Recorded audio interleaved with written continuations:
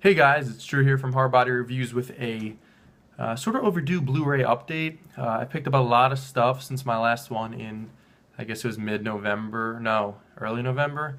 I don't remember. It's been a while, but yeah, some Criterions and Scream Factory and some budget Blu-rays. So it was all good fun.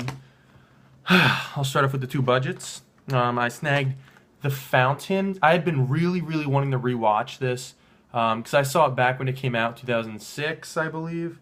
And I remember not really liking it that much, being kind of confused by it, not sure what was going on. And then since then, I watched more of Aronofsky's movies because the Wrestler came out as well as Black Swan. So I guess I grew more of appreciation for his I guess direction and his skills. So upon rewatch, I really liked this a lot more. I guess maybe I was able to understand more of it. I'm a bit older, and maybe that had something to do with it. But I thought it was a beautiful movie. Some awesome sequences. The score was fantastic. Just overall, I definitely appreciate this a lot more than I did when I first saw it, and I'm glad to own it. Also picked up Blue Valentine. Target had this one for $5, and when I first saw this, I absolutely loved it. Thought it was great. One of Gosling's best roles, and just overall, just kind of a fucked up, depressing look at the beginning and end of a relationship. And for $5, I'd been, watching this for a while, and I never saw that cheap. And sure enough, Target had it for $5 damn, and that's, you can't pass on that. Now on to the great special edition Blu-rays here. So I got this in the mail from Amazon, and that's Body Bags, John Carpenter's TV movie for Showtime. That's an anthology. Tobe Hooper directs one, and Carpenter directs the rest, as well as acting in it. And he did a pretty good job as the, I guess, Crypt Keeper type character for this anthology series.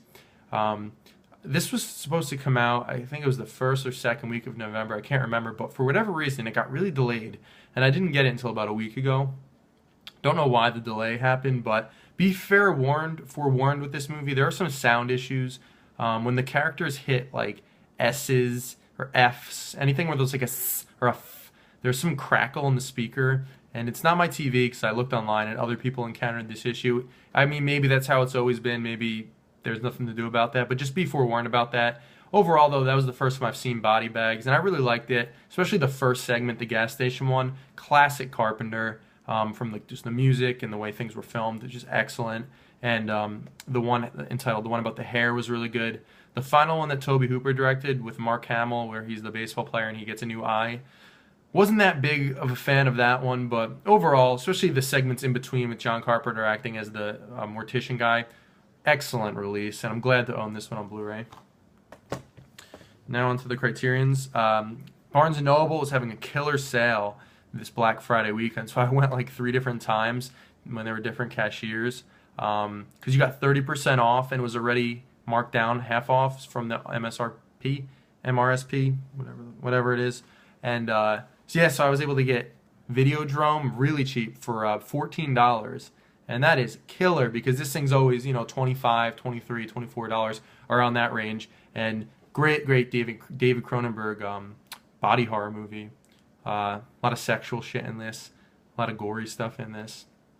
I haven't watched this yet. I've seen the movie before, but I haven't watched this release of it yet, so I'm excited to do that. Looks like that has a lot of awesome bonus features, and that's the outside of it. And if you open it up, it's just like a blank VHS tape. It says Videodrome on the spine there. So glad to have that. I also got Hunger. Steve McQueen's first movie before he did Shame, 12 Years a Slave. Out of the 3, I like this the least. I did like Shame and 12 Years a Slave more than this one, but this is still a really good movie. Some absolutely beautiful shots. You can tell, I mean, he was a painter before he started directing, so the way these things are framed and just the sequences, a lot of times where it's just nothing happened and the camera just focusing on this small little detail for the longest time. Like this one scene where this janitor's or prison guard's like mopping up all this pee down a hallway, and it just stays on that for like 3-4 minutes. Excellent. As well as Michael Fassbender's performance in this is awesome, and just pretty disturbing seeing a guy starving to death. And the last one was Paths of Glory, Stanley Kubrick's World War I movie. Picked it up because I am trying to get all of Kubrick's movies on Blu-ray. Still need to get The Killing, as well as some scattered other releases. And this was the first time I've actually seen this movie. I thought it was really good.